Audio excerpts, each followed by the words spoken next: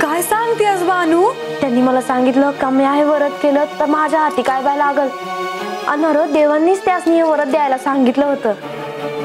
देवाची कृपा आहे बघ, आशीर्वाद आहे त्यांचा.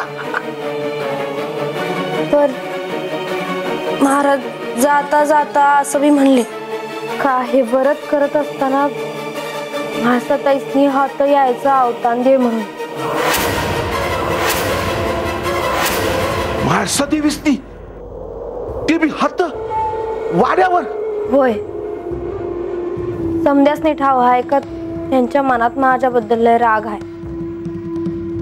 पर मी जर त्यासनी बोलवलं तर त्यांचा राग हळूहळू कमी होईल आणि मला त्यांचं म्हणणं पटलं आहे बा.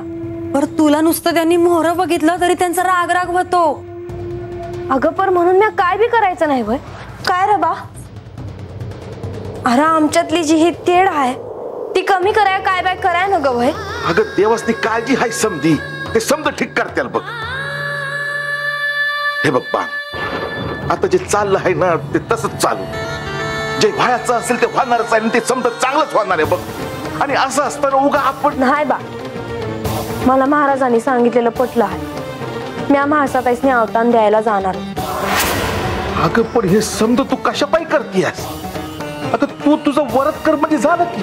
उगा तू चांगल्या मनानं काही करायचं असेल आणि त्यासनी ते आवडलं नाही ना तर वात्याचं नव्हतं होईल बघ बानू. वय आणि देवासनी बी तरस व्हायचा नाही म्हणजे त्यासनी ठाव आहे मी आहे समजा कशा पाय करतेत. मला असं नुसतं बसून चालायचं नाही. मला त्यासनी अवतान द्यावंच लागणार. उद्या सकाळ सकाळ मी गडावर जाणार आणि महासाताईसनी मी अवतान देणार.